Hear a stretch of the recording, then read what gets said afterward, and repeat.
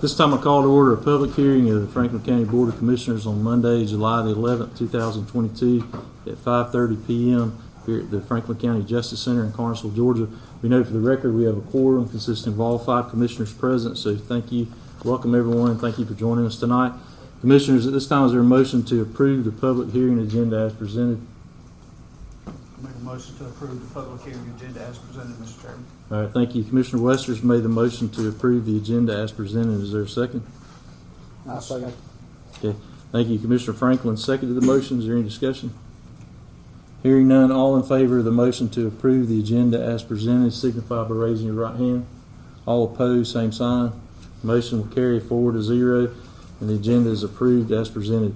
The purpose of this afternoon's public hearing is to receive public comments for or against proposed zoning applications or other public hearing items that will be considered for action by the board at tonight's regular board meeting that will immediately follow this hearing. No action will be taken at this hearing, and all parties are welcome to remain after the public hearing for the regular meeting itself, which will start at 6 or shortly after the hearing ends, if that takes longer. We have several items on the agenda for this hearing. After introducing each item, we'll ask staff to present a description of the application as well as staff recommendations and the recommendations of the Planning and Zoning Commission if applicable. We'll have the applicants speak first on behalf of their request. Afterwards, we'll call first for those who wish to speak in favor of each application, and then we'll call for anyone who wishes to speak against an application. At the end of public comments, the applicant will also have the opportunity to come up and make a rebuttal statement or a closing statement, and then commissioners may question the applicant at this time. Members of the public that wish to comment either for or against an application will be recognized and called individually and should give their name and address to the clerk when they come up to the podium, and we'll move that podium over. Please note that all comments must pertain to the public hearing items that we are considering tonight. You may not speak to any other topic or application. Each person will have up to 5 minutes to speak, and we'll have a timer visible so that you can pace your remarks. Questions may not be asked, and speakers may not yield unused time to another person. We will take written questions on the last item on tonight's hearing, the proposed Unified Development Code. So if you'd like to go ahead and write down any questions that you have, we'll collect those at the end, and we have paper and pencils available on the table in the back. Members of the public are required to follow the same rules of decorum as commissioners, and this means being respectful and civil and avoiding personal attacks. Civility is very important, and while we recognize everyone's right to speak at a public meeting, and we encourage you to do so, public comment will not be used as a forum to disparage others or make derogatory or discriminatory comments or remarks against individuals or groups. Such conduct is a disruption of our meeting, and any individual who does so or otherwise violates the rules of decorum will be asked to sit down or leave the room. We ask everyone to help us facilitate a fair and impartial hearing by being courteous to others. We'll give each person sufficient time to express your concerns, but everyone on either side of each issue must do so in a manner that respects those who hold differing opinions. Anyone who fails to conduct themselves appropriately and violates the rules of decorum or otherwise disrupts this hearing will be asked to sit down or leave. Just a reminder, when you come up to the podium, you need to face the board and address your comments to the chair. You may not turn around and address the crowd. We ask each person to take care to respect the 5-minute time limit. We will strictly enforce that. Members of the public may also not interrupt while others are speaking. It's important that everyone have the opportunity to speak, and it's equally as important that everyone can hear what's been said. The first item for this afternoon's hearing is a rezone application. Alan Mitchell of 376 Beatty Road, Martin, Georgia, has filed an application for an amendment to the Franklin County zoning map from ag intensive to light industrial on an approximately 132.89 acre tract of land located on Highway 59 and further identified as tax parcel 044072. So we're going to have our planning director, Mr. Haley, come and summarize the application for the board. Good afternoon, Mr. Chairman, Board of Commissioners.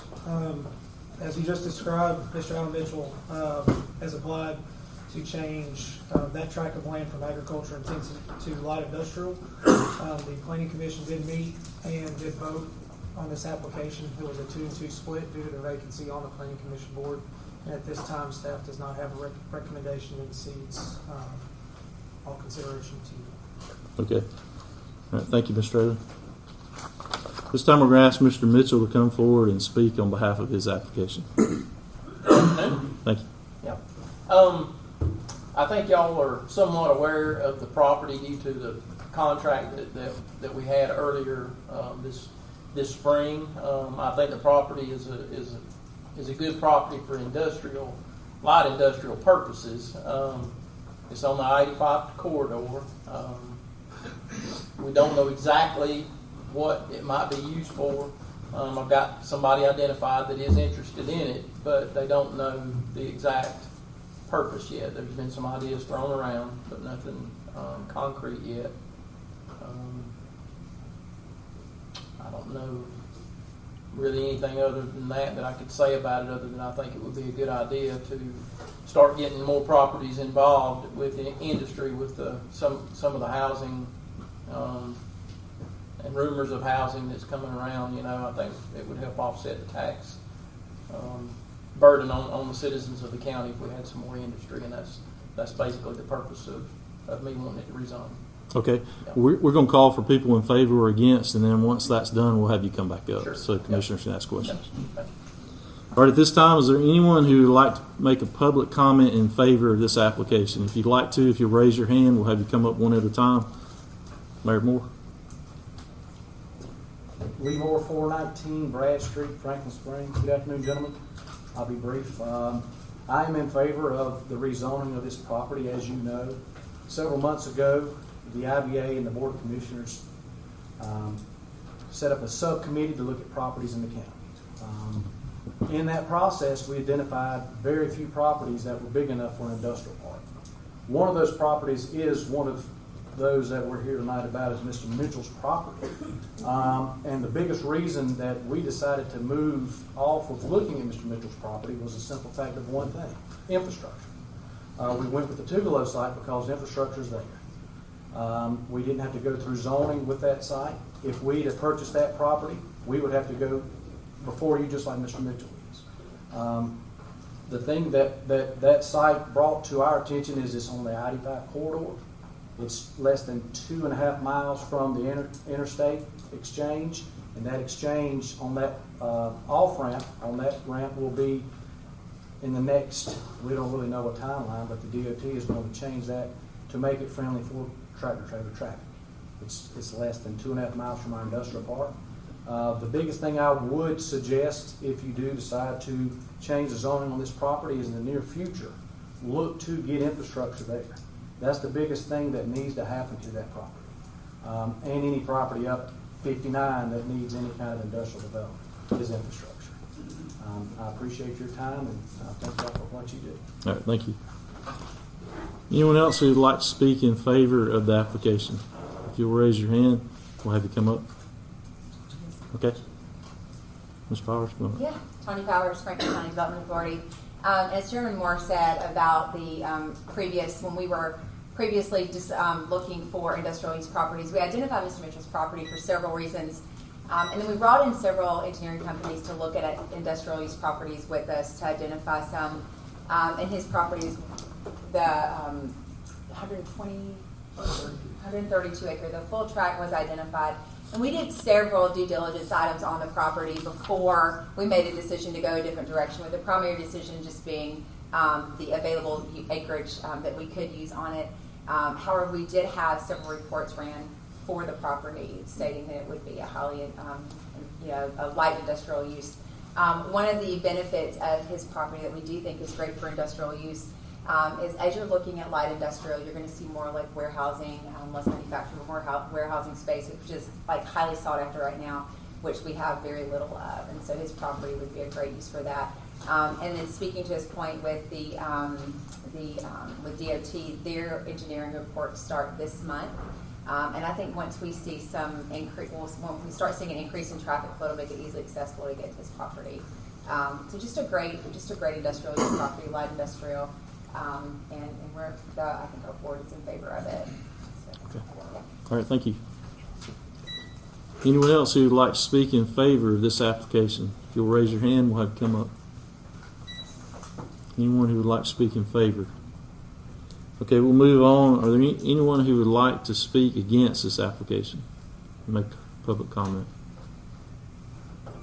Anyone who would like to make a comment against the application? Anyone? Come on up, Sue. Beth Sosby, 376 Sosby Road, Mark, Georgia. I had no plans of standing up to talk about this tonight.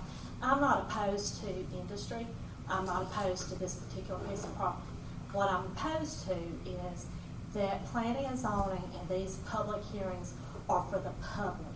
And if we take the public out, then we're doing a disservice to our citizens. When I'm totally for him coming back when there's industry ready to move into that location and letting those neighbors around him know what's coming. And I'm totally for him selling that piece of property to somebody that's going to put industry there and then them rezoning it.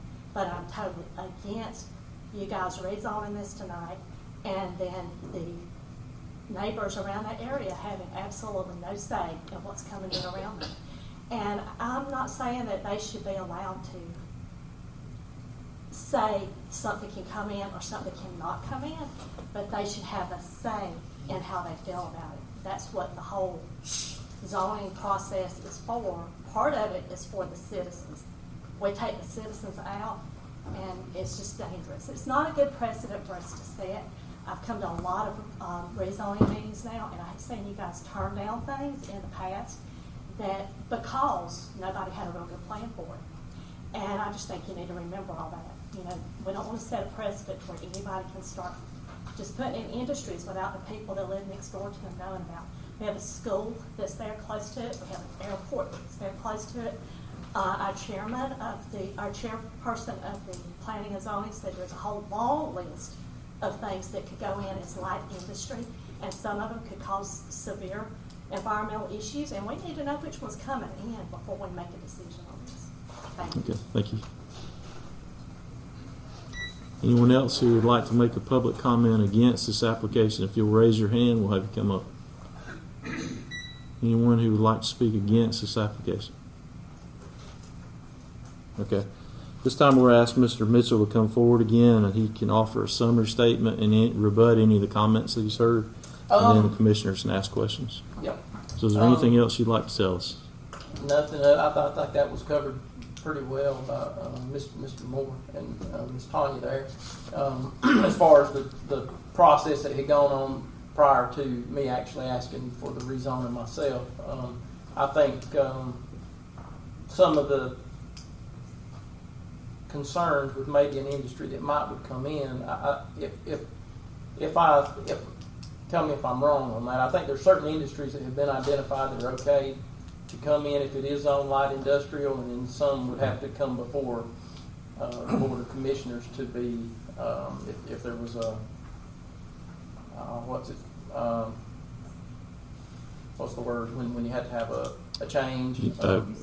Well, it would conditional depend. use, Yeah. or something like that. So, Yeah, that is true. In each zoning district, there are permitted uses, which would mean they could come in and do it as long as it's appropriately zoned. Mm-hmm. Then there are conditional uses where you have to, even though it's zoned correctly, you have to come before the board and get basically permission to do it, a permit. Right. And then if it was something that wanted to come in there and it was approved for zoning in another district, they would have to rezone. Gotcha. Yeah. So that's correct. But I'd answer any questions. Okay, commissioners, Mr. Wester, do you have anything? Not yet. Okay, Commissioner Swales. Do you have a buyer lined up? I have someone that's interested. Yes. Do they wish to remain anonymous? Is that why you Oh, can't share? I know. It's Chad Black and Darren Ross. It's Blackwit LLC is the name of the company. That's interested. What type of work do they do? They're actually a residential developer, but they're not interested in residential here.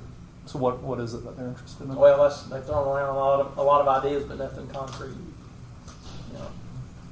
I mean, I think it's ideal for light industrial warehousing, like Tanya said. Do you foresee, or have they said we just want to bring one thing in there, or are they looking to develop it for multiple smaller This industries? site plan was this was just me. I just put that together and said, hey, there's room for 3 good sized buildings there. One big building. So they haven't convert. said. Yeah, that was just that's just hypothetical. Right there. So. finish real quick. Just on one Oh, I'm sorry. thought to finish. Why now? Like, why do you need it zoned now versus waiting until there's some sort of plan in place? Well, I think the market's good right now to try to move. I bought the land to farm and to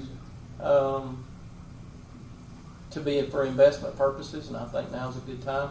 I've identified some property that I would like to buy to continue farming. That's on the edge of the county where it's a lot easier to farm. It's getting, 59 is pretty busy, so Any other questions? Not yet. No. Okay. Mr. Foster, do you have anything? Not right now, not yet. Mr. Frank? Okay. Thank you, Mr. Mitchell. We'll make a decision at the board meeting later this evening. thank you. So you're welcome to remain for that. Yes, thank you. All right. Next item is an alcohol license application. Judden Patel, and I may not pronounce that correctly, of 3226 Ivy Birch Way, Beaufort, Georgia, has applied for a new alcohol license for beer, wine, and distilled spirits at 24 Tugelo State Park Road, Livonia. This time, our county manager can summarize the application, or, okay, Mr. Haley can summarize the application for us.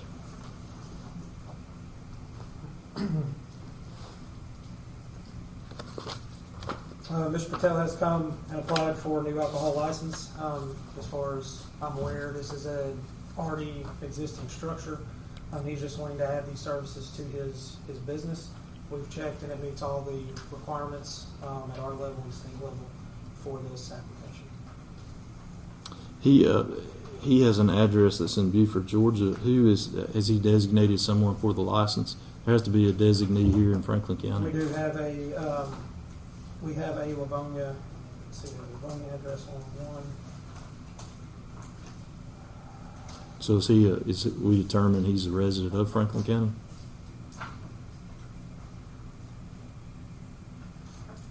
I don't have that in front of me, so we'll Okay. be able to answer that Okay. at this time. All right.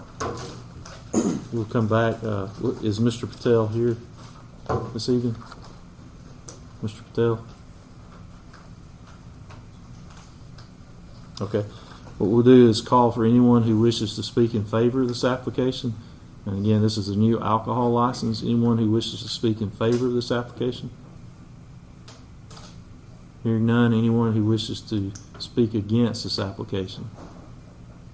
Anyone who'd like to speak against this application?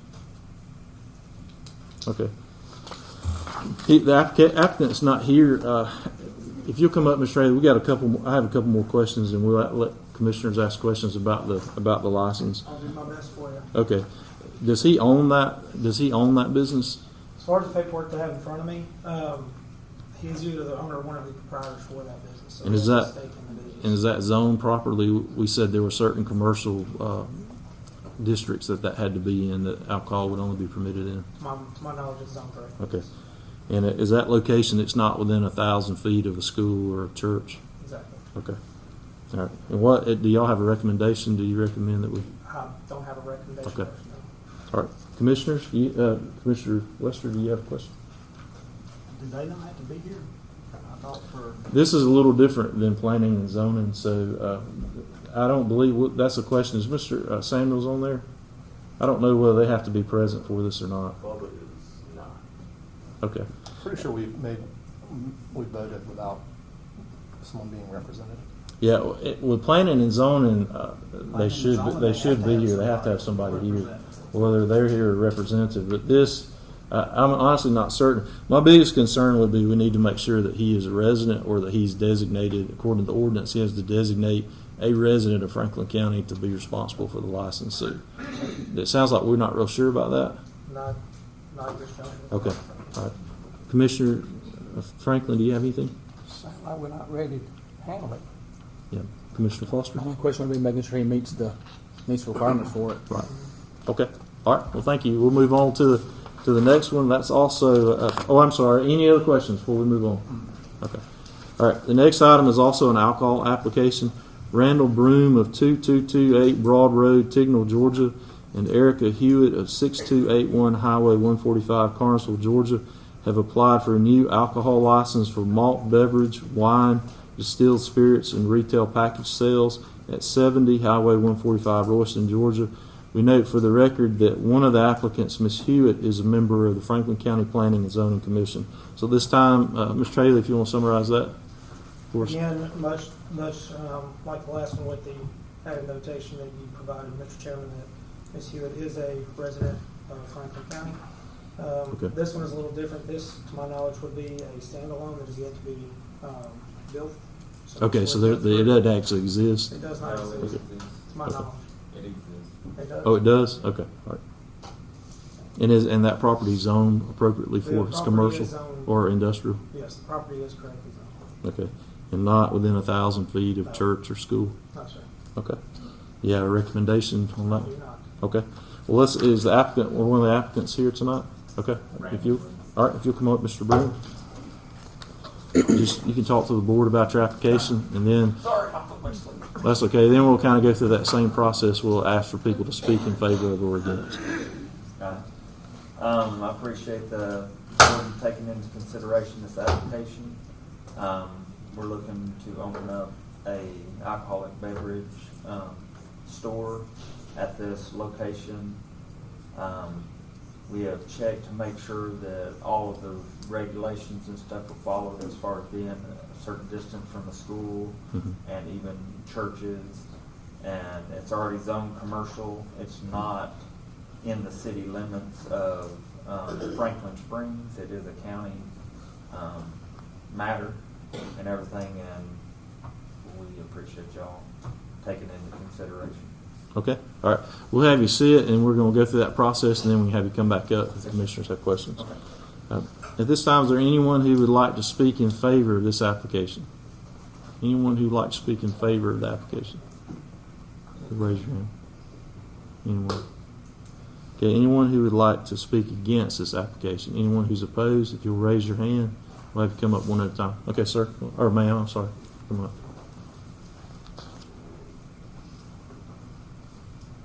Just remember, give your name and address. Sure. Hey, gentlemen, thank you so much for letting me speak tonight. Lori Huster, 2112 Highway 145. So we've only been up in Franklin County for about 2.5 years, and where we left in Atlanta, we had a liquor store literally on every corner.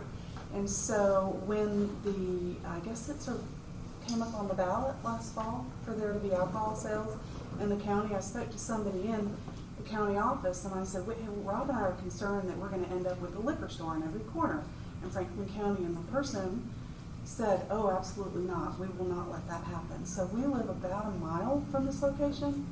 We're not opposed to alcohol. We're not opposed to alcohol sales in the county. We just don't want to live this close to an alcohol or a beverage store, I guess, a package store. We're concerned about traffic at that intersection. I'm through that intersection many times throughout the day, and there's no light. So, yeah, basically we just don't want to live that close to a liquor store. Okay. Thank you. Thank you. Anyone else who would like to speak against this application? If you'll raise your hand, we'll have you come up. Anyone who would like to speak against the application? Anyone? Okay. We'll ask Mr. Broom to come back up. Is there anything else you'd like to tell us before we have commissioners ask questions? No. Okay. Mr. Franklin, do you have any questions? Is that located at the store at 51 and 145? It's at 29 and 145. Oh, it's on 29. Yes, sir. Is it Right used? across, it's right Let's behind get the this McDonald's and the convenience store. Oh, okay. Any other questions? That's it. Okay. Commissioner So Foster? this used to be a used car lot right there? Yes. Okay. That's all I got. Commissioner Swiss? I was gonna say, that's the old used car building right there Yeah. behind McDonald's. Yeah, we was gonna remodel the whole thing inside and out. Okay. So that's, Franklin Springs kind of goes around it then? Okay. Right. Right. Okay. Have you checked to see how close you are to Emmanuel College property? Yes, sir. It's 0.8 of a mile. 0.8 of a mile, so, I mean, even their property that comes around, that's why I'm concerned, folks. I know they bought some ag property late. I just wanna make sure that we meet that full Right. 1,000 feet. I'd have to check into that, but, I mean, as far as I know, it's still in the clear. It should be 1,000 feet from the property line Yeah. of a property. So not, wouldn't have to be from the school building itself, but Right. just, I guess, from their nearest property line. Property line. And you said now, again, there's a store there now? It used to be a used car lot. Okay. That's what it is. But it's not, so is it anything It's in not in operation Okay, right now. okay. Any other questions? Anyone? Okay, thank you. We'll make a decision at the board meeting to follow, and you're welcome to remain for that. Thank you. Next item is the proposed draft of the Unified Development Code. The county has proposed a revision of the current zoning ordinances known as the Unified Development Code, or UDC. And our former planning director, Mr. Delosier, is here actually on Zoom, and our new planning and zoning director, Mr. Haley, are here. So we're going to have a public comment section, and we won't take questions, but we are going to let you submit written questions, and then we'll have a short recess. We'll collect those, and we'll read those to staff and let them answer those. If there's something they can't answer, we are kind of in a transitory period. We have a new planning and zoning director, and so some of those questions, if we can't answer them tonight, we'll get back to you with an answer. But we're going to try our best to answer them tonight. So first, if you guys, do y'all want to present? We might. I'm sure commissioners have questions too about where we're at in the process. And do we have a new version ready and available, and where we are on the zoning map? So so we have all the revisions on the website currently. So we have submitted everything to Mr. Jerry Weiss for revisions. Put that on the website currently. At this point, we're just kind of waiting for any further questions or comments that there may be for revisions to go forward with. okay, and how long have those revisions? Have they been on since our last hearing last month? They've been on. I'm just wondering how long the public's had to look over them. It seemed like we were going to put them up right away. Yeah, they were up within that same week. Okay, and we haven't changed anything since then, or put out a new version. No. Okay, all right, commissioners, do you got before we recess to collect questions? Commissioner Wester, do you have any questions for staff about the No, not the right UDC? Commissioner Swales, do you have any? No. Mr. Foster? Not right now, no. And Commissioner Franklin? Okay, we're going to recess for about 5 minutes, so it's almost 6 o'clock. Let's say 6:05. We'll recess until 6:05. There's paper and pens back there on the table if you want to write questions and bring them up to this front table. And then when we reconvene, we will have staff try to answer those questions. So again, there's paper and pencil in the back, and we'll recess for about 5 minutes. Yeah, at this time we're going to reconvene. We only got a couple of questions, and we're going to ask those in a second. But I do want to add to that, Planning and Zoning has been having several meetings, and they are working through the UDC too, and they're coming up with a list of suggestions and revisions. That is not a part of what's been put on the web yet, because we haven't put that together yet and gotten feedback from commissioners. So that's not quite ready yet. So what you found on the web does not include Planning and Zoning's input to date, correct? Okay. All right, first question is, how long do citizens have to comment on the UDC? That'd be during public hearing, so the 5 minutes during any public comment. Okay, and I also know this is our second hearing, and we also open up our regular meetings to comment on the UDC. So when we have public comment at each of our regular meetings, that's the time when you can as well. What was the answer? I'm sorry, What did he say? you want to? You can comment on the UDC or ask any questions anytime there's public comment during any of the board meetings. Right. There's no deadline at this point.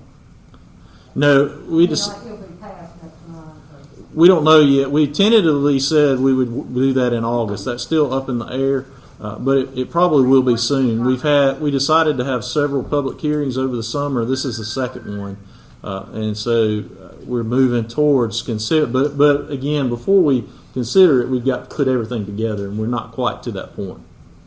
All right. The second question is: any possible way to be able to make comments through email or other means other than meetings?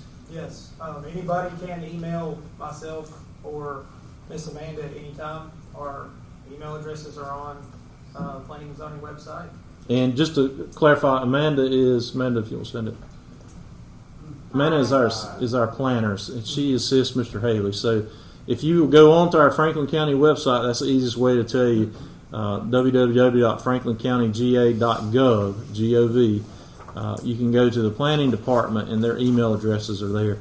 For that matter, you can email commissioners and we'll forward it to them. So there are more than one way that you can get that to us. If you have our telephone numbers, which are on there, you can text us your questions and we'll try to answer them, or we'll forward those to Mr. Haley. All right. Commissioners, do you have anything else before we close out the public hearing? Commissioner Wester? No, sir. Commissioner Swales? No. Commissioner Foster? No, sir. Commissioner Franklin? Okay. This time, is there a motion to adjourn? Motion to adjourn, Mr. Chairman. Okay, thank you. Commissioner Wester's made a motion to adjourn. Is there a second? I'll second. Thank you, Commissioner Foster. Seconded the motion. All in favor of the motion to adjourn, signify by raising your right hand. All opposed, same sign. Motion will carry 4-0, and our public hearing is adjourned. We will start our regular meeting in just a couple of minutes. All right, this time I call to order a regular board meeting of the Franklin County Board of Commissioners on Monday, July the 11th, 2022 at 6:11 p.m. At the Franklin County Justice Center in Carnesville, Georgia. We note for the record that we have a quorum consisting of all 5 commissioners for tonight's meeting. So welcome everyone. At this time we're going to have an invocation followed by the pledge. We just ask you to remain standing and join us in the pledge. So please stand. Father, thank you for all the many ways that you blessed our county. We love our county. I think every person here tonight loves Franklin County and the cities that they live in, if they live in the city. And we're grateful for where we live and what we have. And we recognize that. We just ask that you would give us wisdom as we make important decisions for the future tonight. In Jesus' name we pray. Amen. I pledge allegiance to the flag of the United States of America and to the republic for which it stands, one nation, under God, indivisible, with liberty and justice for all. Commissioners, at this time, is there a motion to approve tonight's meeting agenda as presented? I'll make the motion to approve tonight's agenda as presented. Okay, thank you. Commissioner Foster has made the motion to approve the agenda as presented. Is there a second? I'll second. Thank you. Commissioner Swales has seconded the motion. Is there any discussion? Hearing none, all in favor of the motion to approve the agenda as presented, signify by raising your right hand. All opposed, same sign. The motion will carry 4-0, and tonight's agenda is approved as presented. The next item on the agenda is a personnel report from the county manager. Mr. Turner, do you have anything? Yes, thank you. As we kind of stated in the public hearing before, so I guess no need for a huge introduction, but we do welcome Mr. Matt Haley back as our planning director / assistant county manager. He served prior for us as marshal, so we're happy to have him back working with us. Okay, welcome back. As Mr. Turner said, Mr. Haley was our marshal for a brief period last year, and he did a great job, so we're glad to have him back. Any others? No, that's it. Okay, all right. Thank you, Mr. Turner. Next item on the agenda is the approval of the prior meeting minutes from the following minutes. We had 3 minutes in June, but we're not quite ready with all those yet. We're in the process of hiring a new clerk, and so we have the minutes for the work session on June the 28th, 2022. All commissioners have been provided with a copy of the draft minutes for these meetings. Do any of you know the corrections that need to be made? I have 3. Item 5A, we need to add in personnel as one of the reasons that we entered executive session. That was under 5A. And during the meeting, we had to amend the agenda. We added 2 items at the end. So after item 12, we approved the renewal of the UGA extension service contract. And we also approved the indigent defense contract. So those things need to be added. Any other things before we vote? Okay, hearing none, is there a motion to approve the prior meeting minutes with the corrections? I'll make a motion to approve the prior meeting minutes with corrections, Mr. Chairman. All right, thank you. Commissioner Wester's made a motion to approve with corrections. Is there a second to the motion? I'll second. All right, thank you. Commissioner Franklin seconded the motion. Any discussion? All in favor of the motion to approve the prior meeting minutes with the corrections noted, signify by raising your right hand. All opposed, same sign. The motion will carry 4-0, and those June the 28th, 22 work session minutes are approved as corrected. This time we're going to open the meeting for public comment. During this portion of the meeting, any member of the public may speak on any topic of concern that they would like to address to the board, with the exception that no comments are allowed on pending public hearing items, as we just held a public hearing on those items. The exception to that is the UDC. So if you would like to come up and make a comment about that, you can do so. This is a comment section only. If you have questions, we're going to ask you to submit those in writing up here at the front table, and we'll have someone contact you in a few days and try to respond to your questions. When you come to the podium, please begin by giving your name and address. In order to facilitate the meeting and allow everyone an opportunity to speak, everyone must limit their comments to 5 minutes or less. Each person may only speak once, and you may not yield unused time to another person. We have a timer visible so that you can pace your remarks. Members of the public are required to follow the same rules of decorum as commissioners, and this includes being civil and respectful and avoiding personal attacks. Civility is very important, and we recognize everyone's right to speak at a public meeting. However, we can't use public comment section as a forum for discriminating against others or making disparaging comments. Such conduct is a disruption of our meeting, and any individual who does so will be asked to sit down or leave. When you come up for public comment, you must come to the podium and face the board. All comments must be addressed to the chair, and those speaking may not turn to face the crowd. We ask each person to take care to observe and respect the 5-minute time limit for public comment. We have a timer, and we also have the little beeping sound that'll let you know when your time's up. This limit will be strictly enforced. Members of the public may not interrupt while someone else is speaking. Again, it's important that everyone has the opportunity to speak. I know there are lots of things on your mind tonight. Everyone has the right to speak. We want to be able to hear what you say. So this time, if you'd like to make a public comment, if you'll raise your hand, we'll have you come up one at a time. Ms. Sosby. And remember, give your name and address before you begin, please. My name is Beth Sosby, and my address is 376 Sosby Road, Martin, Georgia. I'd like to talk about the lawsuit that Corridor Development has against Franklin County. The lawsuit Corridor Development has against our county states that the property that they were rezoning would be in a gateway corridor, and they stated that that area is for commercial, light industry, and residential uses. Franklin County's comprehensive plan does not mention residential development in that area at all. The lawsuit also mentions that the opposition to the rezone application was not based on the merits of the application or any permissible consideration under Georgia law. I do not agree. Some of the opposition may have just been based on the emotions of those that live near the property, and the place for them to state how they feel is in those public hearings. But many of the arguments from those that oppose the rezoning were based on the fact that the development would overwhelm our school system and services in our county and would put a greater strain on the taxpayers of the county. Many that lived in the area also mentioned the extra traffic and how it would impact the area. One of the criteria to consider for map rezoning according to our current zoning regulations is the extent to which the proposed zoning will result in a use which will or could cause excessive or burdensome use of existing streets, transportation facilities, utilities, schools, parks, or public facilities. Many of these very issues were mentioned by the people of Franklin County during those rezone hearings.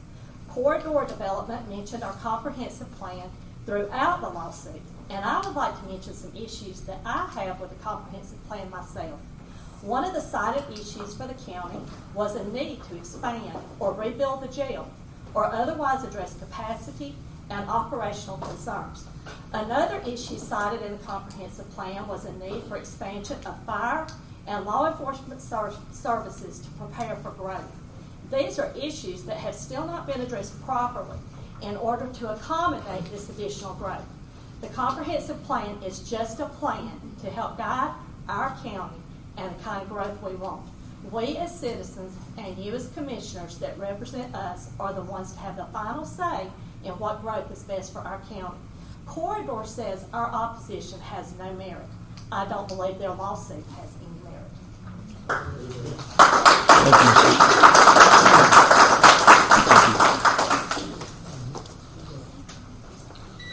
Anyone else like to speak? If you'll raise your hand, we'll have you come up one at a time.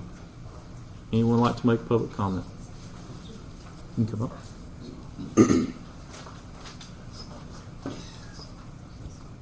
Cole Roper, 3935 Sandy Cross Road, Royston, Georgia.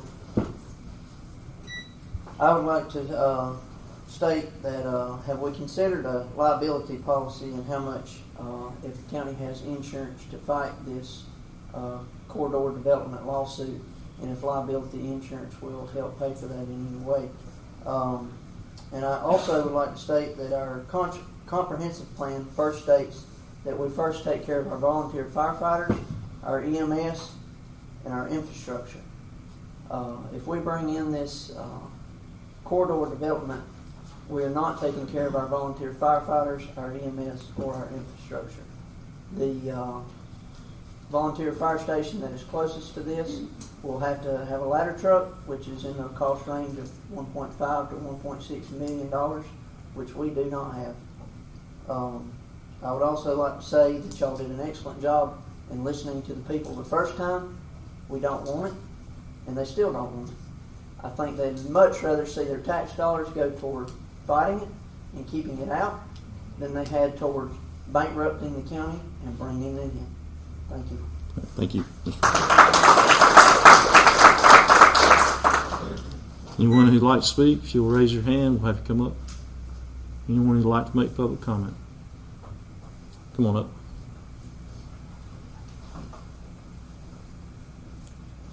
My name is Ray Hanley, live 770 Harrison Bridge Road. On this corridor stuff, I've not heard all of it, but I don't think we need it in the county whatsoever. Y'all commissioners need to stand up and be men and fight this. Like he says, we don't need another tax bill to pay for a lawyer for a lawsuit. Stand up and let them fight us against it. If we don't want it, we don't need it, and it's not to be brought up. Because every time somebody says a lawsuit, everybody backs down and is in office. So stand up and be men. Fight for this county, not for somebody else's town. Let's make this county great like it is. And leave everybody else out that's trying to bring in more people, more problems, more distress on our county and our streets and our public people. Let's let it stay as it is now. Move them on to somewhere else. If they want to move on, let them move on. Let it be their problem, not ours. All right, thank you, Mr. Hanley. Anyone like to speak? If you'll raise your hand. Come on up.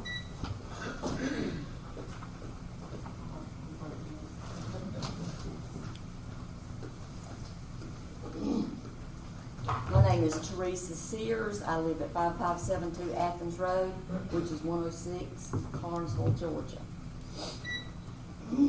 I know I don't have to tell anybody in this room. You guys voted this down one time.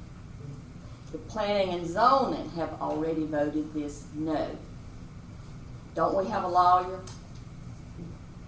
Everybody, well, I don't know everybody, but the majority of the people in this room stand with no. I'm with the guy that just spoke for, let them move on down the road. We don't need them here. It's just a matter of keeping our county the way we like it. Thank you. Thank you, Ms. Sears. Anyone who'd like to speak, you'll raise your hand. We'll have you come up. Anyone who'd like to speak? Come on. Alan Martin, 2656 Brace Lake Road, Royce. Like it or not, we just entered the first battle of our real estate wars for Franklin County. And we are standing in the open, out in an open field. And I base that on the fact we started a while back with a moratorium. And we turned around the next meeting and brought up the UDC. Now, we're still working on the UDC, trying to make it perfect. And we all know there's no perfect document. We'll get as close as we can, but there'll still be issues that come up with it. We're losing knowledge. Mr. Delozer's gone, Mr. Makerton is going, Mr. Wester and Mr. Swales are retiring for this job to handle the real life. That's 67% of the people in our government that are dealing with this moving out. There's going to be a knowledge loss, and it's going to slow us down. And the slower that we go, the more likely we are to stay in trouble with our current zoning issues. So in my view, we only got one arrow left in our quiver. And I'm not a big fan of the UDC, so don't jump at me when I tell you what I'm fixing to tell you. I respectfully request the Board of Commissioners schedule a special meeting and vote to implement the UDC as it now stands. If any issues with the UDC come up after that point, they will be heard and acted upon up or down to the action of our government representatives. We need some protection. Thank you. Thank you. Anyone else who'd like to speak? If you'd like to speak, raise your hand. Come on up.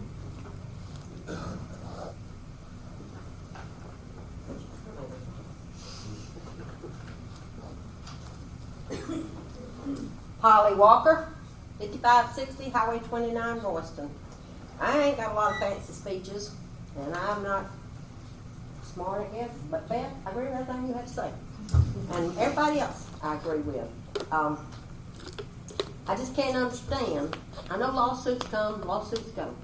But y'all, please, like that young Cole Roper, he said, rather pay some money in protecting what we've got than if we allow this to happen up there. They come in here and they can see that they can walk all over us, little people, that's probably what they call us, you reckon? They can see they can walk all over us, and what is coming next? More. So I urge y'all, from the bottom of my heart, to stand tall. And I ain't gonna say be a man, because I know y'all are.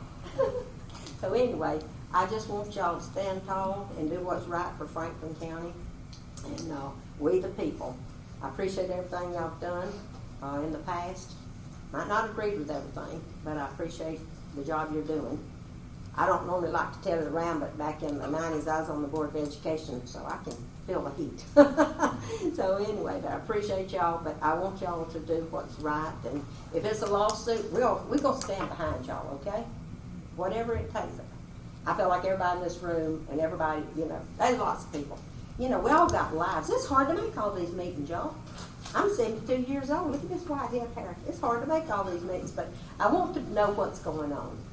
And I'm not, I don't delve into it. I just know what is right and what's wrong. And I, respect y'all's opinion and just pray that the Lord will direct y'all in the path y'all need to go. Thanks. All right, thank you.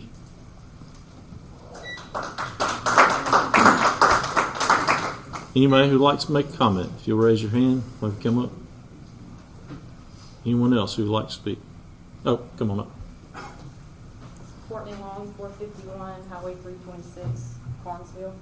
I just want to state that, according to their lawsuit, I felt like the basic comment was that we didn't have any reason to oppose what was coming in, but there were plenty of reasons to oppose what was coming in. And I know that a lot of us, they want to throw off that we're just, let's see, what did they state? The opposition was not based upon the merits of the application, the safety, welfare, and health of the county, that we were opposed to any reasonable economic development. And I think last time we had that discussion that it's not that we don't want anything coming in. However, you put 399 townhomes, there's going to be repercussions to that.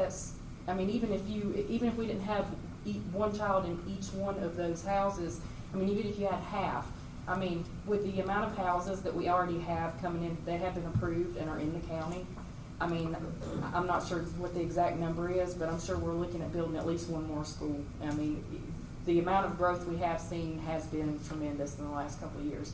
And so we have a lot of reasons to say this is not okay. So I don't understand why we can't try to fight them when we have plenty of reasons. I don't see any judge allowing them to come into a county that the infrastructure is not set to take on the growth that we're already in the middle of, plus 399 more homes, to allow someone like that to come in and damage the county even further, because it would. I feel like there's going to be more damage done to the county by settling with them and allowing them to come in and build than if we fought back. Thank you. All right, thank you. Anyone else who would like to speak, if you'll raise your hand. Anyone who'd like to speak? Come on. Alvin Williams, 1972, Cedar Ridge Road. Lawsuits come and go. You all know it. There's a vast majority of lawsuits are filed as a way of intimidating. we don't want to be intimidated. We don't need to be intimidated by these folks. Like all these other folks here behind us, we ask you to stand up. We don't have to be in any hurry to make a settlement. Let this thing ride out. See where it goes. They'll back out of it. They're not going to spend the money to keep fighting someplace they don't want.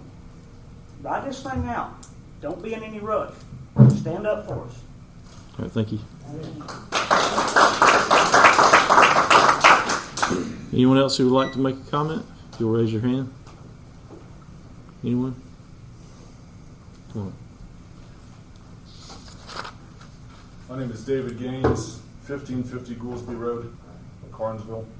First off, I want to thank you for voting against corridor development's proposition, because you're absolutely right and you know it. I know you're scared. There's no reason to consider going forward but out of fear. And honestly, I'm scared too. I'm scared of what this will do to our community.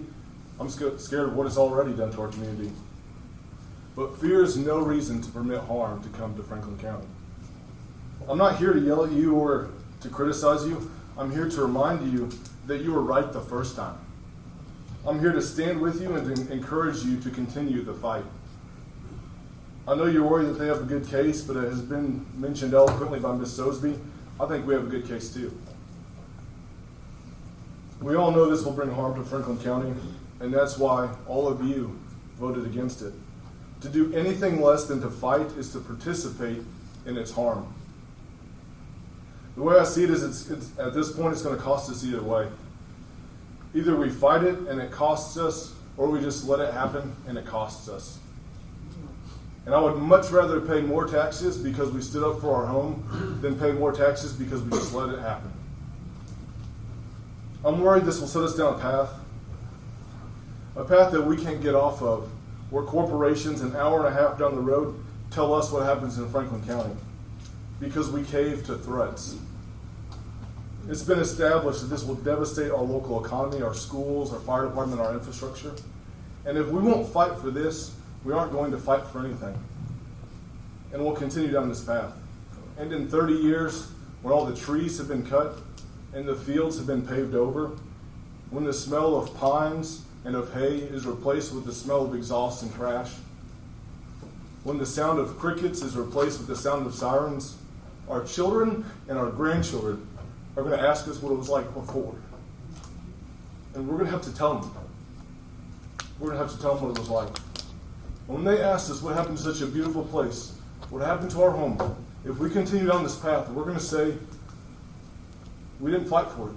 We just gave it away. This is our home. Don't give it away. Thank you.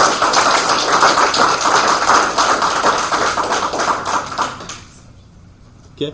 Anyone else like to make a comment? If you'll raise your hand. Anyone like to comment?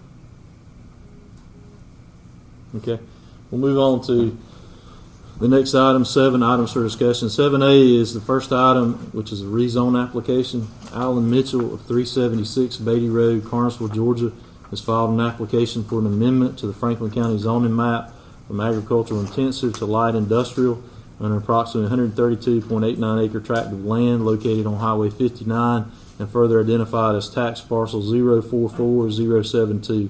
So this time Mr. Haley is going to come up and summarize the application for us.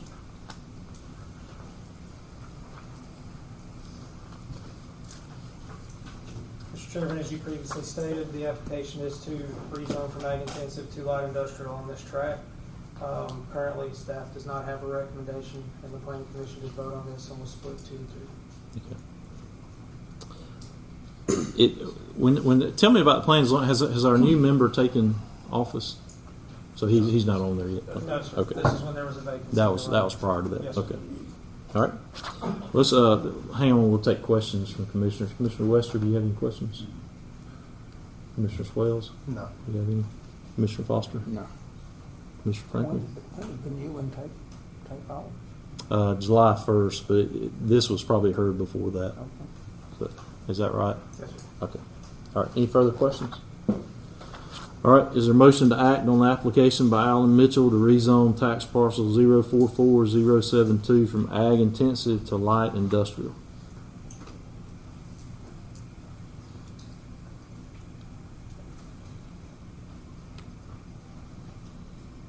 And our options would be to approve, deny, or table. Mr. Chairman, I'd like to make a motion to table to allow Mr. Mitchell an opportunity to find out what the buyer may be deciding to do. That way we don't put him back through the whole process again of having to wait to come back through the planning and zoning process and everything. Okay, now a table would be to go back to planning and zoning, right? Yes, but he doesn't. Could it go back and have the new person, so they have a quarter, so they have 5 to hear it? You can, because Okay. he'll be on by that time. Okay, so that your motion to table and refer back to planning and zoning. Okay, thank you. Commissioner Wester's made a motion to table the application by Alan Mitchell to rezone tax parcel 044072 from ag intensive to light industrial, and this would table and refer back to planning and zoning. Is there a second? I'll second that. Okay, thank you. Commissioner Foster seconded the motion. Is there any discussion? Anyone? Hearing none, all in favor of the motion to table the application by Alan Mitchell to rezone tax parcel 044072 from ag intensive to light industrial and refer back to planning and zoning, signify by raising your right hand. All opposed, same sign. The motion will carry 4-0, and the application by Alan Mitchell to rezone is tabled and referred back to planning and zoning. The next item for discussion is an alcohol license. Judd Patel of 3226 Ivy Birch Way, Buford, Georgia, has applied for a new alcohol license for beer, wine, and distilled spirits at 24 Tugelo State Park Road, Livonia, Georgia. In our public hearing, the applicant was not present, and we have some lingering questions about that application that need to be decided. So I'm going to call for a motion to table that application. We have 30 days to act on it per our ordinance, so we would table that until our staff can obtain more information. So there's a motion to table the application by Judd Patel for an alcohol license. I'll make a motion to table Mr. Patel's alcohol license. Okay, thank you. Commissioner Foster has made a motion to table the application by Judd Patel for an alcohol license. Is there a second? I'll second. Okay, thank you. Commissioner Swales has seconded the motion. Is there any discussion? Hearing none, all in favor of the motion to table the application by Judd Patel for an alcohol license, signify by raising your right hand. All opposed, same sign. The motion will carry 4-0, and the application for Judd Patel is tabled.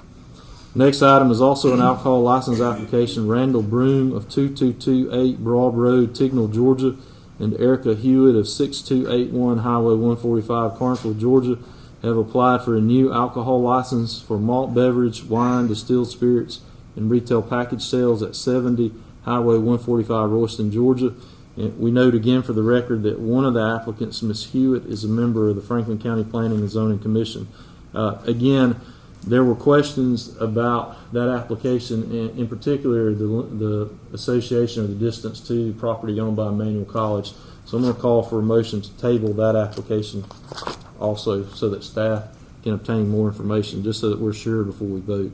So is there a motion to table the application by Randall Broom and Erica Hewitt for an alcohol license? Make a motion that we table that. Okay, thank you. Commissioner Swales has made a motion to table the application by Randall Broom and Erica Hewitt for an alcohol license. Is there a second? I'll second. Thank you. Commissioner Franklin has seconded the motion. Any discussion? Hearing none, all in favor of the motion to table the application by Randall Broom and Erica Hewitt for an alcohol license, signify by raising your right hand. All opposed, same sign. The motion will carry 4-0, and the application by Randall Broom and Erica Hewitt for an alcohol license is tabled. Next item is a proposal by the City of Livonia. So I'm going to ask Mr. Turner and Mayor Umbehunt if you want to talk to us about that. I defer that to Livonia. Okay. Thank you. Thank you, Mr. Chairman and Commissioners, for allowing us to come speak to you. I promise not to be as long-winded as I normally am when I stand behind a podium or anything that resembles a pulpit. The City of Livonia, back several months ago, did a resolution for Ross Place. It's been a long time understanding between the city and the county that at the point that road was fixed, it would be annexed into the city, because we see that as there's development on that road, we have all the infrastructure there, that as there has continued to be development on that road in the next few years, the majority of those properties will be annexed into the city. In our most recent council meeting, we passed a resolution asking the county to allow us to annex Girard Road, the connecting points on each end of Girard Road that takes us back to Highway 17 and to Highway 59. Concrete Road that comes off of Pleasant Hill and Tiger Tail Road. There again, these are roads, I think probably everything on this list, most people would have assumed were already city streets. We have all the infrastructure in place. This makes sense in terms of the infrastructure that we have to support those and or any potential commercial or industrial growth that might take place in those areas. I bring to you a commitment that as long as I'm in office, we have no intentions of ever forcing any kind of annexation on any of the property owners. What we're talking about is strictly the roads. Okay. Are there questions, Commissioners? Do you have questions, Commissioner Franklin? Commissioner Foster? No. Commissioner Swales? Do we anticipate that we would act on anything tonight, or are y'all ready for us to act, or do we want to have some time to think about that?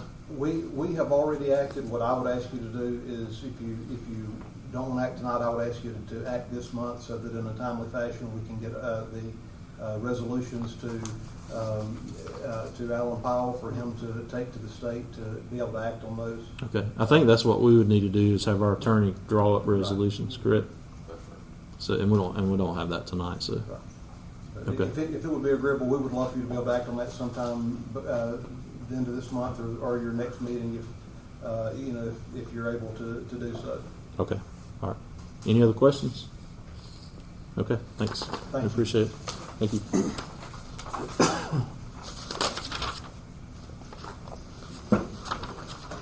All right. The next item is the draft proposal of the Unified Development Code. The county has proposed a revision of the current zoning ordinances known as the Unified Development Code, or UDC.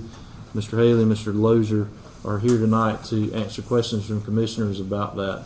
We had an item on that during the public hearing because we said back in June that we would have several or multiple public hearings over the summer to give the public more time to digest what we're proposing and make suggestions for revisions. We know that planning and zoning is still in the process of doing that. So everything that is posted online as of right now is a revision but does not include their suggestions, correct? Yes, sir. Okay. We'll just open it up for questions by commissioners. Commissioner Wester, do you have anything? Commissioner Swales? Not at this time. Okay. Do we have any updates on when they'll have more ready? No, sir. What we need is at some point soon we need a new revision that has what planning and zoning is suggesting, any other changes we've had. Yes, sir. And we also need to consider the map and any changes we're going to make to the map and how we're going to go through that process. Yes, sir. Any other questions before we move on? We also, back in May, we passed a 90-day moratorium on heavy industrial uses. That expires in 90 days, but it's important to note it will expire sooner than 90 days if we pass the UDC. So if I'm right, that zoning text amendment that was proposed is going through planning and zoning this month. Is that correct? Are they hearing that at their meeting this month?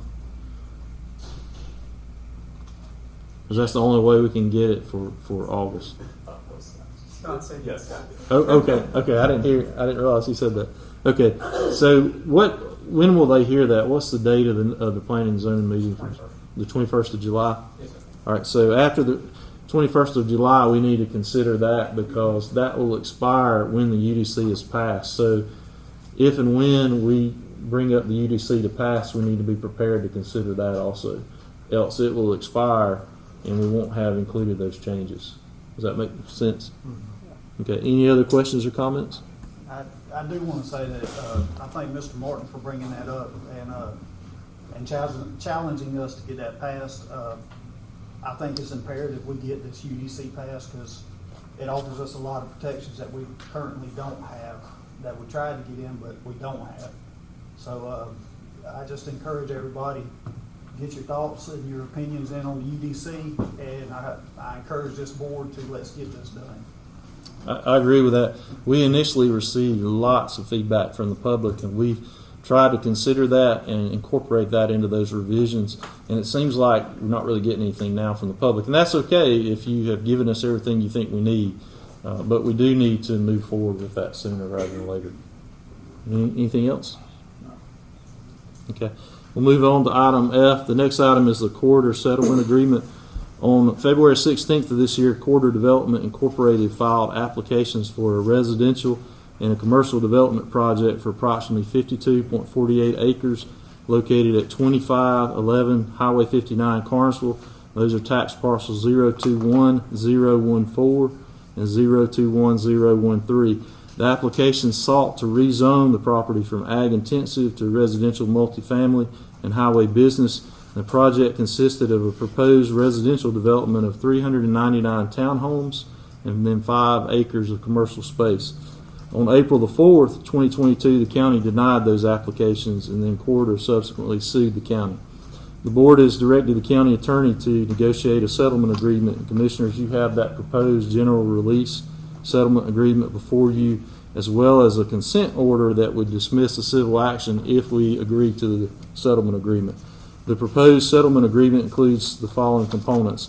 The developer has significantly reduced the size and number of units in the development from 399 units on 47.48 acres to a maximum of 226 units on 30 acres, approximately 30 acres. So that would effectively cut the development to slightly more than half the size of the original proposal. The developer has agreed to a maximum density that would not exceed 7.5 units per acre. The developer agreed that the smaller plans may not be further modified to increase the number of units or density, and internal roads in the development are prohibited from directly connecting to any adjoining parcels of land. The developer has agreed there will be no expansion of the development on the additional 17 acres that have been removed from the original proposal, and the development is expressly prohibited from being enlarged into any adjoining parcels. The developer has agreed to pay the county public utilities fees of $3,000 per unit that would be paid when building permits were issued. That would come to a total of $678,000. The developer has agreed to create a homeowners association to maintain community standards and covenants. So we have that before us tonight, whether or not to approve that. In making a decision on whether or not to approve that, the board's had to weigh and consider the possible cost of taxpayer money for prolonged litigation and the possibility the county would ultimately not prevail. If the county did not prevail, none of the concessions by the developer would occur, and any additional significant damages might be assessed against the county. Unfortunately, in zoning cases, the government is always kind of disadvantaged because it's always a question of property rights. Well, this is my property. Why is the government telling me what I can or can't do? And that's always the case. And so the outcome is not certain. The proposed settlement agreement would significantly reduce the overall size of the development so that it's more feasible, that the impact on public services is more manageable for the county. And there's been some talk about the county's comprehensive plan, but it is generally consistent with that plan. And the type and location is where we as a county have said we want to see development. Whether we're talking about industrial or residential, we've said we want to push it to 85 to 17 away from the interior tracts of ag land to preserve that. So tonight, Mr. Samuels on there? Yes. Does that accurately summarize the components of the settlement agreement? I don't want to leave anything out that's pertinent. Yes, sir. I think you hit all the highlights of Okay, Mr. Turner, but we're going to go to the commissioners here in a moment, but what's the staff recommendation that we do as far as this? I can get both of them for you, 1 second.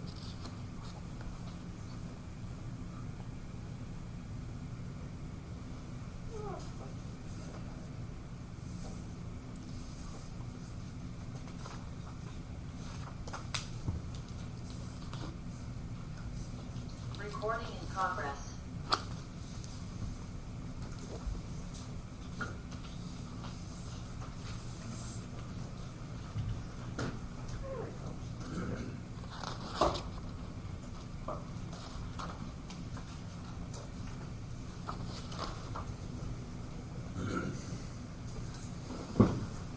I'm back on. I didn't get that.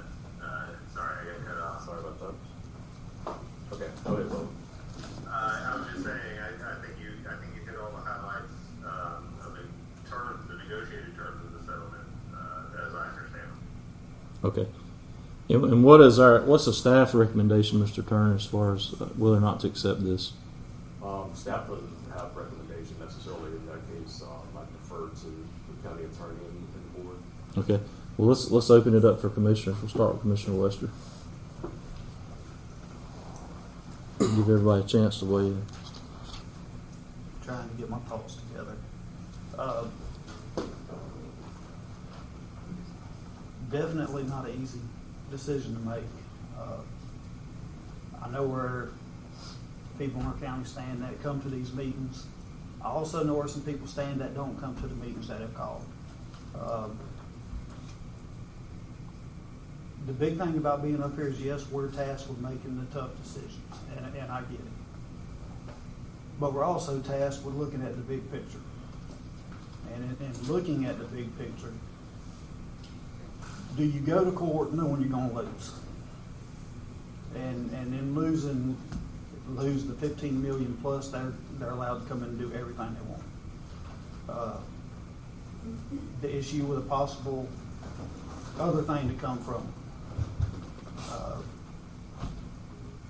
I don't know. It's a very tough decision. I've got very mixed emotions, but I'm trying to look at it from the big picture. So, Commissioner Swales. Yeah, this isn't. It's not easy to come to any certain decision on this. For some of y'all, maybe y'all see it black and white, and that's okay if it's that way to you. Looking at the potential cost, it's not necessarily fear. That was something that was raised. You have to look at the potential outcomes of any situation, and you have to weigh, if this happens, what does that look like, one way or another. So, looking at that situation, to me, I see someone that wants to develop. They brought the lawsuit forward. They feel like they have a pretty strong legal case.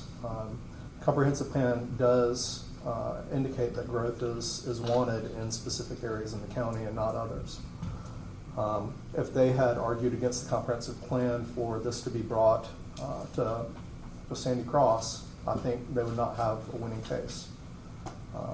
If they had it, in Gumlog area, I don't know that they would win. The location of it right next to a major intersection, there are only a handful of intersections in our county, lend for that type of growth, and our attorney has advised us that that's a potential winning item.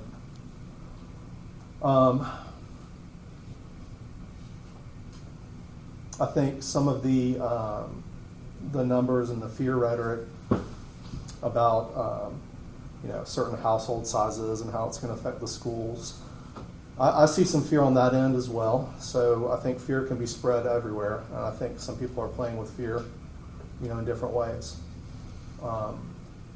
But for looking at potential outcomes, you mentioned the possibility of losing a $15 million lawsuit, or $5 million, or $20 million. Well, we took a chance on a hospital in our county, and that was quite a ways ago. It cost the county quite a bit of money, millions of dollars that we still have not paid back, and we're still kind of feeling the effects of that. So in this case, it's not necessarily, could we win? Absolutely we could. That could be a multi-year process. Millions of dollars could be spent fighting that battle. We could lose. We could lose $15 million or $5 million or $2 million or whatever. I think our county manager would probably be quick to tell you we don't have any of that in our budget. There's not a $10 or $15 million just side account ready to cover us in the case of the lawsuit. So if they win a lawsuit, not only have they potentially won a big windfall, and established precedent against our county to where we can't even, UDC or not, maybe we lose any upcoming real estate situation that comes before us. But then they put whatever they initially proposed, possibly more. You know, I think y'all might be thinking that we're talking to a judge that's here in Franklin County. It's not necessarily the court that it's going to go to. It might be one, you know, in the Atlanta area that doesn't have any sympathy when it comes to residential growth. So absolutely, this is, since I've been here, the toughest decision we've come across. And it's one that we've all, I believe, have given a lot of thought. All right. Thank you. Commissioner Foster. I share the concerns of the other commissioners.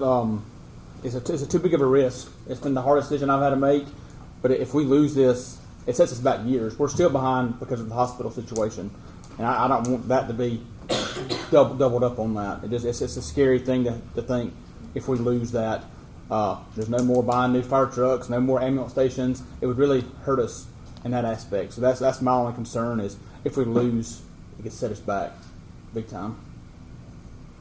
Commissioner Franklin? Do we make a decision on it tonight, We did. or can we put it off? Well, the board can do anything it wants. I mean, we can consider it for approval. We don't have to act on it. But the idea is that we take some kind of action on it tonight.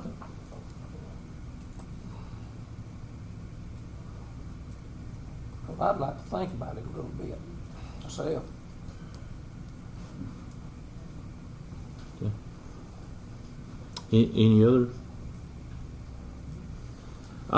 You know, it is tough. I've tried to weigh the pros and cons, but it's a big deal if we lose this because we lose all control. They did make some important concessions, and at least this way we cut it in half, and we have some control. And they've even agreed to pay some of the fees to offset public utilities. You know, it's not going to solve all the issues, but it does help us deal with that.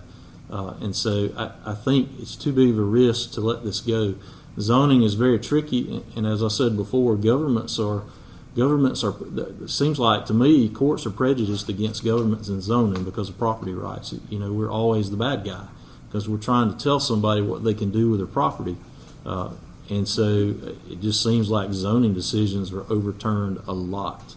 And if we find ourselves in that situation, we're going to have a 400 plus housing development there, and who knows, then the next developer is going to come in and want to put a 400 unit trailer park. What are we going to say? We've just lost. So I think it's too big of a risk. I recommend that the board approve it. And again, if we approve this, we're accepting the settlement agreement, and we are agreeing to rezone that property to approve the smaller development. Any other questions before we move to a vote or consider a vote? Or any questions or comments? Okay, at this time, is there a motion to act on the general release and settlement agreement? And we would at the same time authorize our attorney to execute the accompanying consent order on the county's behalf. So is there a motion to act?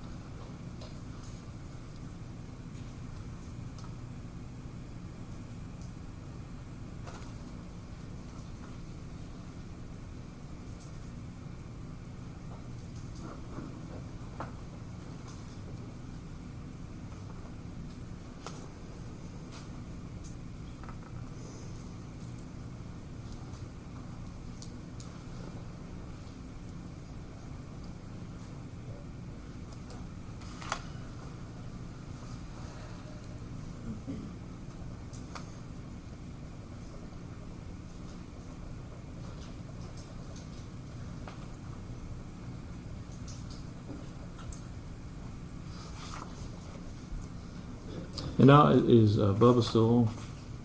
Mr. Samuels. Mr. Samuels, if the county doesn't approve this, what's the lawsuit would go forward? What's the next step on the calendar? So the county will file its responsive pleading to the complaint.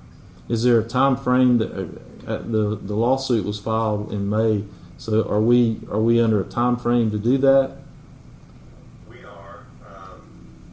We've got, we have negotiated time to allow us time to negotiate those settlement terms, and so there is, there's approximately 30 days left. As I had let y'all know, that the matter has been assigned to a senior judge, and once whatever happens tonight happens, we're going to have a status conference with the court to talk about next steps in the litigation. Okay. And would we file our response before that? No, sir. Okay. All right. One more time, is there a motion to act on this? All right, hearing none, we'll move forward to the next agenda item. Mr. Chairman, Yes. I know Commissioner Franklin brought up that he'd like to think about it a little bit more. Could we take a few days and have a special call meeting to discuss this some more with our county attorney and everything?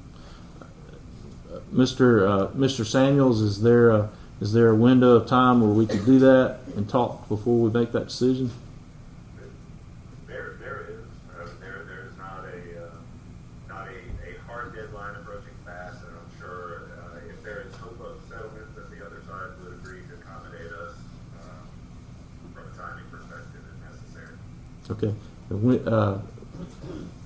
Sooner would be later. So when would he have a call meeting? When do y'all want to do that? This week or next week? I can't do it this week. Okay, so it'd have to be next week or later. Tuesday or Thursday of next week. Would y'all come in? That's work, yeah. Tuesday or Thursday? I'll have to look at my calendar. Okay. I can't tell you 100% yet. Okay. Let's tentatively set it for next Thursday. Bubba, would that work if we did it next Thursday? That is the 21st. Well, but that's a planning and zoning meeting, so we'd need to do it on Tuesday. So I guess that's the 19th. Is that right?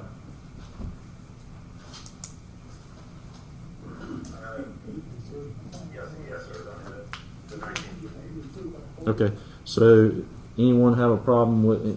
And you can check to be sure on July the 19th. Y'all meet then? That's next Tuesday, 6 o'clock. Any conflict that you can think of, Mr. Turner? I do have a conflict picking up kids from camp next week, but maybe we might be able to work something out. Let's look at it.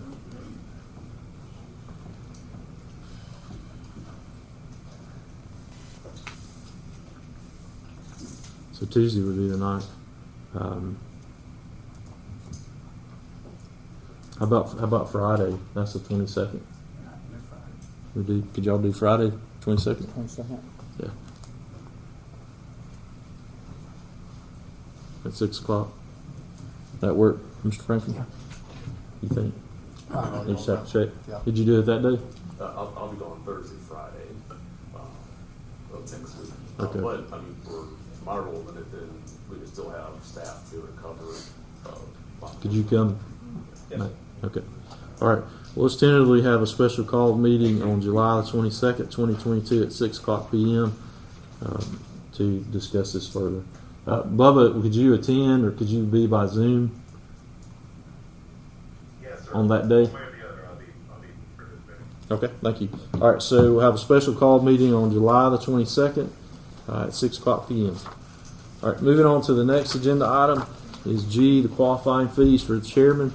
Next item on the agenda is a resolution that establishes qualifying fees for the upcoming special election for chair of the Board of Commissioners.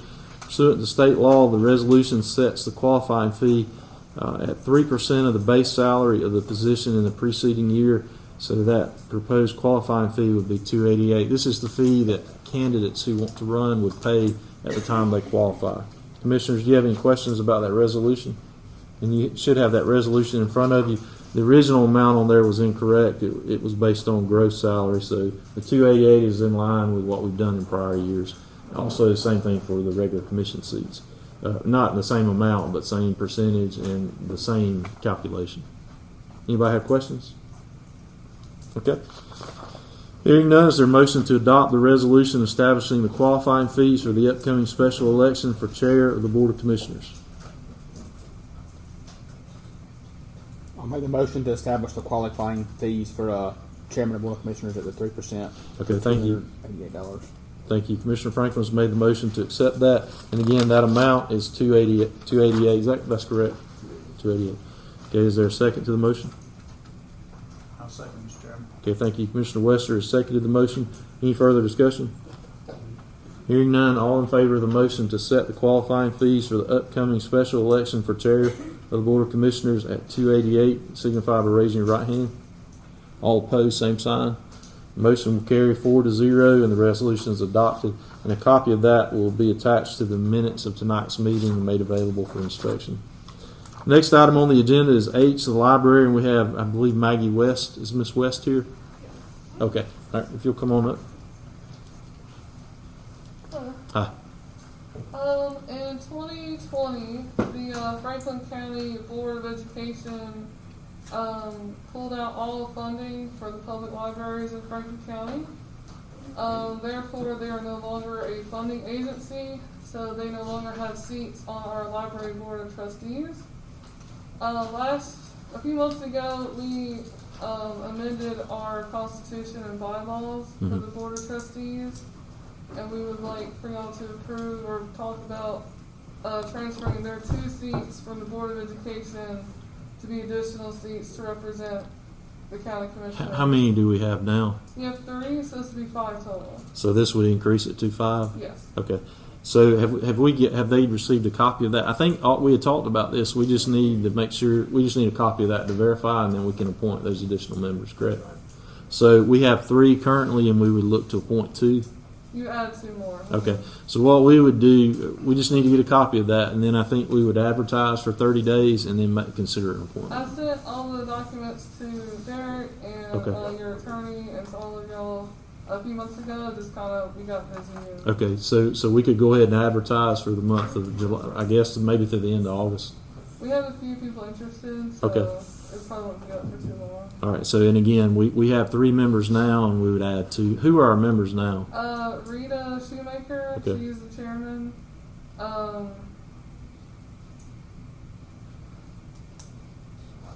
You only have 1. You have 3 seats total, but we only have 4 board members right now. We're kind of in a. But under this new arrangement, we would have 5 total seats. Yeah. So if we only have 1, we would be adding 4 more. You have 3 seats, but only 1's occupied right now. Right. So we would make 4 point. Oh. You'll be moving there 2 to your 3. Okay, I misunderstood. I thought you said we had 5 seats total. No. Okay, so 3. This, okay. So 1 now, and we'll appoint the 2 vacancies. So we could advertise through the end of August, and then maybe make appointment. You want to just advertise for 30 days now, and then have them to begin their term as far as September? We could, if we do it, that would wind up the middle of August, so that would put us making an appointment maybe at the work session in August. So that's still by the end, right? Yeah, okay. All right. Is that all right? We can vote them in October at our next meeting. So okay. That would work fine. Okay. All right. We'll do that then. All right. Thank you. Thank you. All right. Next item is I, the updated Indigent Defense Agreement. We approved the Indigent Defense Agreement in June, but there have been some updates to that since that time. Under this agreement, the counties in the Northern Judicial Circuit agree to contribute funds for public defense, for the public defender. So for fiscal year 2023, I believe the updated amount that Franklin County would contribute is $96,682. Mr. Turner, is there anything else you want to add to that? No, all counties are in agreement with that now. Whenever we approved that, that was just a holdout. We were waiting on Madison County for approval of that agreement, so now everybody is in agreement of the current contract. Okay. All right. So what we'll do tonight is consider a motion to approve the updated Indigent Defense Agreement. And all the counties contribute. They do not contribute the same amount. That amount is based on population, correct? They have a way they calculate that. So is there a motion at this time to approve the updated Indigent Defense Agreement? I'll make that motion, Mr. Chairman. Okay, thank you. Commissioner Foster has made a motion to approve the updated Indigent Defense Agreement. Is there a second? I'll second, Mr. Chairman. Thank you. Commissioner Wester has seconded the motion. Is there any discussion? All in favor of approving the motion to approve the updated Indigent Defense Agreement signify by raising your right hand. All opposed, same sign. The motion will carry 4-0, and that agreement is approved, and we'll have a copy attached to the minutes and available for public inspection. Next item on the agenda are announcements. Mr. Turner, do you have anything for us? Okay. This is a reminder, our next regular time that we meet is July 26th at 6 o'clock here at the Justice Center for a work session, but we will have a special call meeting on Friday, July 22nd, and that's tentative. Something may come up that we have to change that, but that's our plan at this time. Friday, July 22nd, 2022 at 6 o'clock p.m. here at the Justice Center. Commissioner Franklin, do you have any announcements? No, sir. Commissioner Foster? Everything's good in Red Hill. Okay. No, I don't. Commissioner Swales? No. Commissioner Wester? No. Okay. Hearing none, is there a motion to adjourn? Motion to adjourn. Thank you. Commissioner Wester's made the motion to adjourn. Is there a second? Second. All right. Commissioner Franklin seconds the motion. All in favor signify by raising your right hand. All opposed, same sign.